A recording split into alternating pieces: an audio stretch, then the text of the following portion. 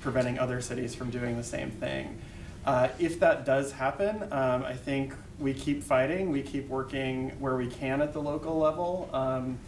Cities still have the authority to set policies for their own employees, for how they deliver services, those sorts of things. So I think there's still some work that we can do at the local level, although the protections wouldn't be as broad.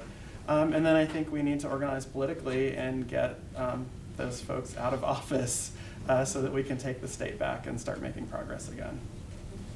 In conjunction to the question, because I asked this earlier in the week, is there precedence of another state actually have gone through what Charlotte, in my opinion, is getting ready to go through on the state level, that we may be able to, as a nation, as a nation organization, as well as local, to be able to address and attack this particular issue? Because being one, I am not going down quietly. And that means standing on the steps of Raleigh in Governor McCrory's office. But I'm wondering if a particular state who has already attempted this and had passed it on the local level, but it was addressed on the state level in terms of a repeal, and what steps did they possibly take that we may be able to use as an engine to combat this or push back at it?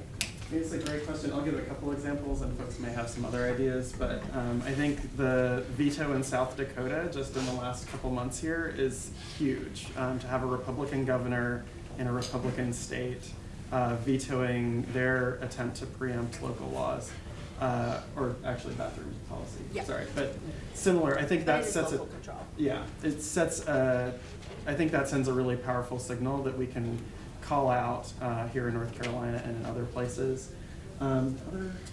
Well, so similar to South Dakota, I was going to talk about Wisconsin because I always talk about Wisconsin.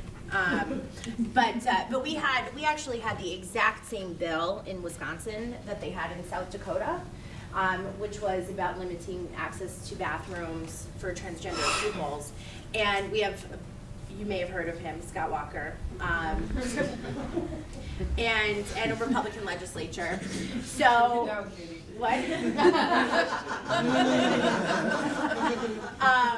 But so we were able to kill that bill. It didn't even get a vote. It didn't even get voted out of committee.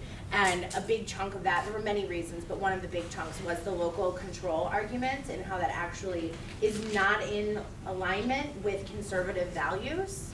And so that was something that played really well with the conservatives in the legislature to say why would we give an unfunded mandate to schools? Like, who's going to be standing at the door doing their visual accounting, right? And then taking the school administrators and saying the same thing.